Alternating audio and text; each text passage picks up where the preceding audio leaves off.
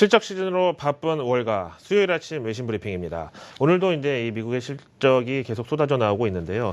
최근에 이제 국내 증시 상승세는 뭐 사실 미국과의 동조화를 얘기하기에는 상당히 좀 혼자 많이 오버슈팅을 하고 있는데, 물론 기분 좋은 상승, 뭐 하반기 기대감 커져 이렇게 표현할 수도 있겠습니다만, 저는 뭐 개인적으로는 좀 일시적인 좀 오버슈팅 현상으로 좀 표현을 할 수밖에 없습니다.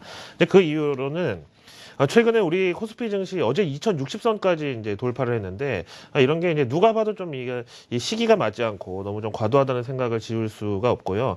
사실 경기 민감주 대형주를 이렇게 사들일 거였으면 연초부터 사들였어도 되는데, 왜 하필 저렇게 가는 말에 다들 올라타려고 이제 기관들이나 외국인들이 혈안이 돼 있는지, 과연 그 실체나 이 동기부여라고 할 수 있는 정부 정책 기대감, 초이노믹스, 최경환 효과 이런 게 어떤 이 구실이 되는 건지, 아니면 진짜 실체를 보고서 우리가 따라가야 되는 건지 고민을 좀 많이 하게 됩니다. 일단 뭐 다른 건 몰라도 국내 SNS 관련주, 그리고 이제 뭐 스마트폰 관련주에 뭐 분명한 호재가 될 오늘 트위터의 실적이 공개됐습니다. 지난번 페이스북과 마찬가지로 이제 페이스북하고 트위터하고 글로벌 1, 2위를 다투는 이 SNS 양대 산맥이라고 볼 수 있는데요. 일단 주당 순이익부터 보시면은요, 뭐 가장 중요하죠. 수정치 뭐 일단 표준 회계 기준 다 이제 적용하면은 2센트를 벌어들여 가지고 전문가들은 한 1센트 정도 손실이 날 것으로 내다봤는데, 물론 수치 자체는 뭐 마이너스 10원이냐 플러스 20원이냐 좀 보잘것 없을지 몰라도 손실 전망을 실제로는 수익으로 뒤집었다는 게 일단 중요하죠. 좀 극적 효과가 있었다고 보고요. 그 다음에 이제 페이스북 같은 경우에는 데일리 액티브 유저를 이제 체크하는데, 이 트위터는 먼슬리, 그러니까 월간 적극 사용자 수가 2억 7,100만 명을 기록해서 전문가들의 예상치를 아주 여유 있게 뛰어넘었습니다. 결국 이제 향후 업황에 대해서나 여러 가지로 봤을 때 적극 사용자 수가 많아지는 것이 트래픽 증가를 기틀로 해가지고 광고 수익 증가, 매출 증가, 이런 걸로도 연결이 되겠고요. 그 다음에 모바일 사용자 수가 29% 늘어나서 모바일 사용하는 사람일수록 더 적극 사용자가 당연히 많겠죠. 길거리 걸어가다가 내 트위터에 뭐가 올라왔나 이따 들어가서 봐야지 라는 생각하는 사람과 그냥 그 자리에서 바로 체크하는 사람하고는 이제 뭐 이 성향이나 이 충성도가 다르다고 봐야 되겠죠. 지금 보시는 대로 서프라이즈라고 하기에는 좀 그렇지만, 어쨌든 앞에서 보신 대로 손실을 낼 것으로 봤다가 수익으로 뒤집었다는 게 좀 극적 효과를 줬다고 말씀드렸는데, 실적 발표 후 시간 외 거래에서 현재 30%대 상승을 기록하면서, 미국은 뭐 상하한가 제한폭이 원래 없고요. 이 정도면은 글쎄 뭐 이런 얘기하기는 좀 정치적으로 민감할지 몰라도, 제넷 옐런이 지난번에 발언했던 SNS 관련주는 좀 버블이 있지 않느냐, 스트레치도 됐다, 너무 앞서가 있다 주가가 밸류에이션에 이제 대비해가지고, 거기에 좀 서러웠던 이 SNS 관련주는 실적 발표하자마자 보시다시피 시장에서 서프라이즈 반응으로 나오고 있죠. 실적 자체의 서프라이즈보다는 시장의 반응이 무슨 버블이냐 라고 현재 항변하듯이 주가를 폭등시키고 있습니다. 웬만하면 이제 폭등 얘기 안 쓰고 그냥 급등으로 하는데, 30% 정도 올랐으면 폭등이라고 써도 맞지 않나요? 그 다음에 오늘 실적에 명암이 좀 엇갈린 이 기업들이 있었는데, UPS 보실까요? 사실 글로벌 대표 경기 민감주라고 해도 과언이 아니고요. 뭐 알코아, 페덱스, 캐터필라 이런 것들이 이제 이 전 세계를 돌면서 비즈니스를 하기 때문에 웬만한 이 경제 예측 기관이나 경제연구소의 이 글로벌 경제 판단이나 이 전망보다 훨씬 더 이 신빙성이 있다라고 보는데, 뭐 이름 자체가 일단 유나이티드 파스 서비스니까 그렇죠. 상징적으로 보면 우리나라 한 대한통운 이렇게 해당이 되겠는데, 사실 최근에 이제 국내 뭐 해운 운송업종은 뭐 한동안 진짜 누워 있다가 최근 기지개를 켜는 이 정도다 보니까 아직까지 제대로 된 펀더멘탈 개선을 바탕으로 이제 일한 상승은 아니라고 봐야 되겠죠. 그런데 이런 UPS가 오늘 좀 실적 실망을 전해줬습니다. 함께 보시죠. 주당 순이익이 보니까 1달러 21센트 나와가지고 전문가 예상치를 약간 좀 못 미쳤고요. 근데 그럼에도 불구하고 우리가 또 착안할 거는 뭐냐면은, 이번 이제 실적에서 뭐 어쨌든 실적이 전분기 대비해서 이제 줄지는 않은 건데 예상치를 못 미쳤다 뿐이지, 이 중에서 이제 보시면 이커머스, 뭐 인터넷 쇼핑이나 이런 전자상거래로 인한 이제 이런 게 상당히 실적에 큰 기여를 했다. 라고 나오고 있죠. 근데 이제 이거는 반대로 얘기하면은 뭐 국내 관련 기업들도 어느 정도 이제 호재가 될 수도 있겠고, 또 해외 직구족들이 뭐 아마존이나 뭐 이베이 같은 데서 이제 물품 구매하면은 국제 운송사를 통할 수밖에 없기 때문에 UPS, 페덱스 뭐 이런 데를 통해서 이제 오는데, 이게 결국은 여기에도 실적 증가의 이 요인이 됐다라고 보는데요. 그래도 이제 전반적인 글로벌 경제 회복으로 인한 물동량 증가를 얘기하기에는 조금 역부족이었습니다. 그 다음에 이제 오늘 조금 실망스러웠던 것은 이제 가이던스가 되겠는데, 이것도 역시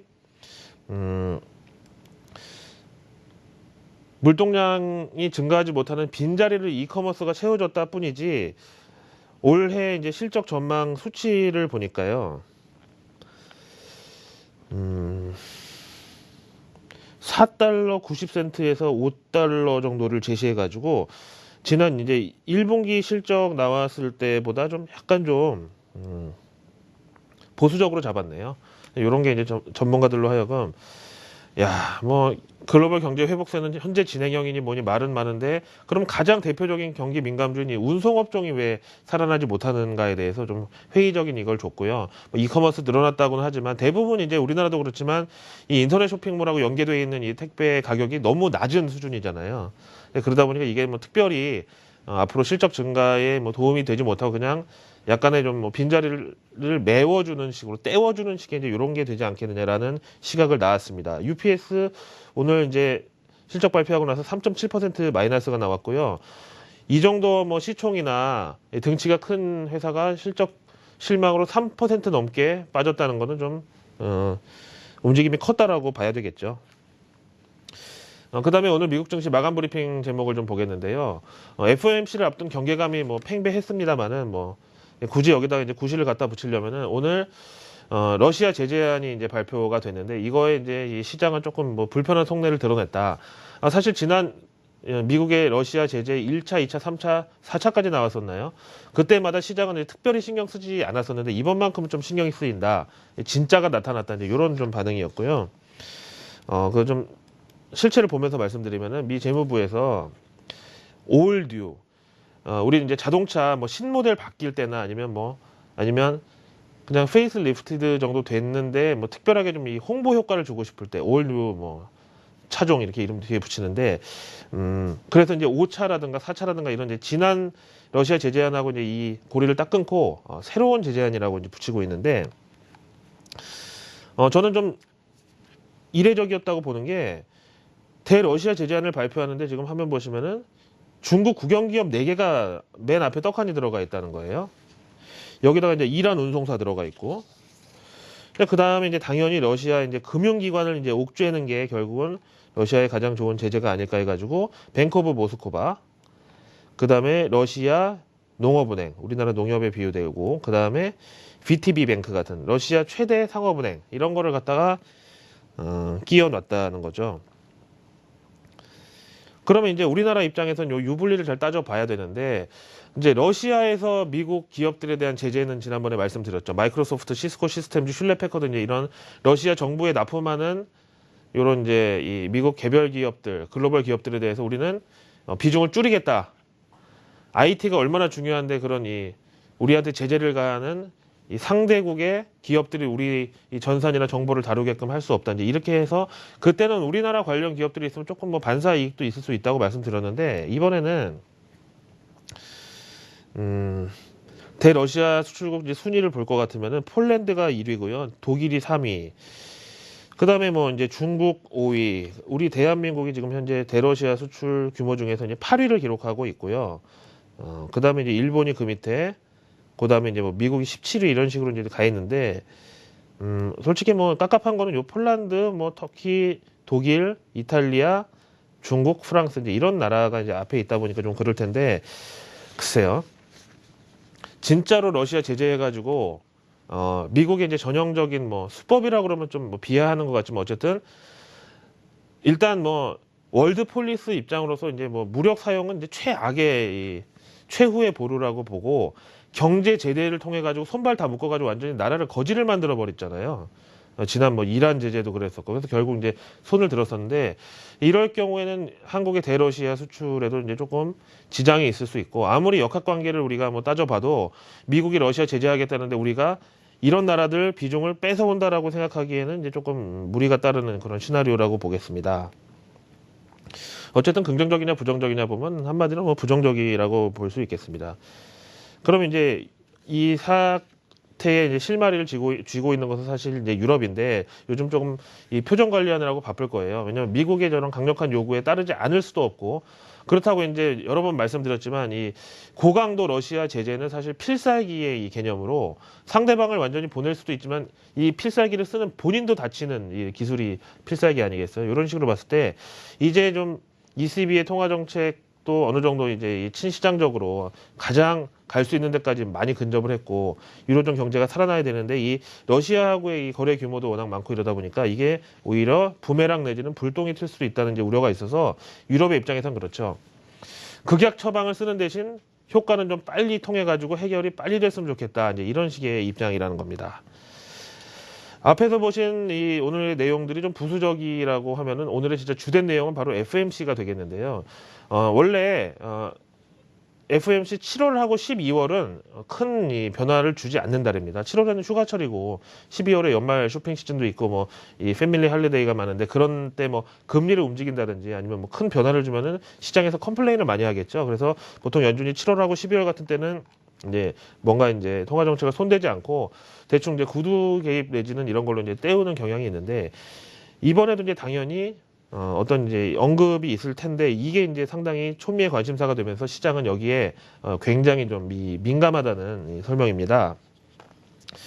팍스 비즈니스에서는 부지런한 연준이라고 표현했는데 이거는 이제 지난 12월 달에 테이퍼가 발표됐지만 5월 달부터 미리 막 이제 테이퍼를 한다 안 한다 계속 얘기를 하면서 시장과에 좀 밀고 당기기로 했었고 당시에는 옥 테이퍼라고 해서 10월에 이제 연준 테이퍼가 발표된다. 그럴 경우에는 이제 조금 급진적인 영향이 있었을 텐데 결국 가서는 12월에 했죠. 그래서 두고 지나고 나서 생각해 보면은 아니 12월에 할 거를 한 8월이나 9월부터 얘기 꺼내도 안 됐는데 왜 5월부터 얘기 꺼내가지고 저를 포함한 이 증권사 애널리스트나 국제 담당하는 사람들 피곤하게 했느냐. 그놈의 그 옥테이퍼 때문에 우리는 추석 때 잘 쉬지도 못했고요. 뭐 휴가 못 간 사람들도 많고 저를 포함해서 그랬는데 어쨌든 이런 식으로 좀 부지런하게 미리미리 이제 대비를 하는 게 연준의 스탠스고 특히 이제 사진에 보시는 모습조차가 좀 비둘기파답지 않나요? 이 매의 형상은 전혀 보이지가 않죠.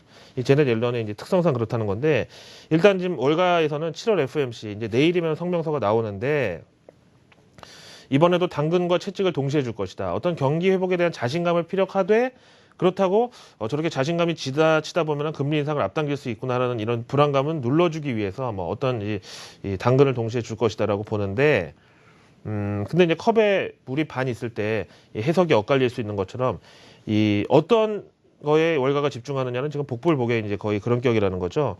현지 전문가 의견 하나, 둘, 셋, 네 편 모아봤는데요. 먼저 브라운대 경제학과 교수는 최근에 미국 경제 활동이 조금씩 강화되고 있는 것은 인정을 하지만은 아직도 우크라이나와 중동의 정정 불안을 포함해가지고 또 11월 달에 미국 중간 선거를 앞두고 정치권의 이제 싸움이 이제 가속화될 것이기 때문에 아직 대내외 리스크가 없지는 않다. 그런 만큼 연준의 역할로는 아직도 중요하다. 두 번째, 무디스 측에서는요.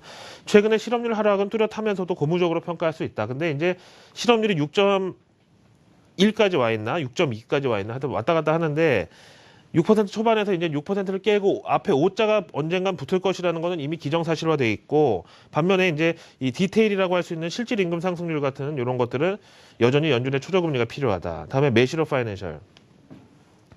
지난해의 경우를 상기해보자. 테이퍼 발표 전후와 마찬가지로 연준은 이제 조심스러운 입장인데 사실 사안의 중대성은 금리 인상이 테이퍼보다 훨씬 크다는 거예요. 그래서 이런 측면에서 자산 매입 종료 시점 올해 말이 예상되는데 그 이후에도 한동안 금리에는 손을 못 댈 것이다. 다음에 모간 스탠리 빈센트 레이나트가 아주 좋은 얘기를 했는데 지난 2004년 당시를 복기해보자 이거예요. 연준이 그때 당시에도 한동안 경기 부양 기조를 가다가 다시 기준금리를 첫 번째 인상했던 그 시점을 되돌아보면은 먼저 출구 전략을 모든 사람이 이제 나올 것이다 예상하던 시점에도 요즘하고 마찬가지로 컨시더러블 타임 상당 기간 저금리 기조를 보장한다는 이런 상당 기간을 이제 표현을 썼는데 이번에도 이제 이게 나왔잖아요. 근데 그 당시에 상당 기간이 언급되고 나서 요 상당 기간이 결국 6개월 정도를 얘기했었다. 근데 이제 이후 진짜 금리를 올릴 때는 양적 완화 기조 철회에는 상당한 인내심이 요구된다. 이런 직접적인 표현을 썼던 사례를 착안하면은 이번에도 저 상당 기간 요 표현이 슬그머니 없어지거나 아니면 다른 표현으로 대체되는지가 중요하다라는 이 설명입니다. 마지막으로 MSCI 한국지수 보시죠. 사실 최근에는 이제 이 선반영 내지는 표시 기능이 거의 없다고 보고요. 당일 그날 이제 코스피 상승을 뒤에 후반영하면서 이제 쫓아오고 있는데 어쨌든 연고점을 이것도 뚫고 나가서 66.86까지 갔고요. 52주의 최고치까지 기록을 했습니다. 근데 이제 앞에서도 말씀드렸지만 뭐 초이노믹스, 최경환 효과, 이 정책 기대감 이런 것들이 물론 시장에 부정적일 일은 전혀 없고 이제 이 아베노믹스와 비교하는 사람들도 많은데 그러려면 사실 이 정책 기대감은 이제 나오기 전에 미리 선반영이 됐어야 되는데 최근 들어서 너무 이 오버슈팅하는 게 과연 지금 들어오는 가는 말에 올라타는 자금들이 듀레이션이 얼마나 될 것이냐, 시장에 얼마나 머무를 자금들이냐에 대해서는 조금 저는 회의적으로 본다고 말씀을 드려야 되겠습니다. 수요일 아침 외신 브리핑 함께 보셨습니다.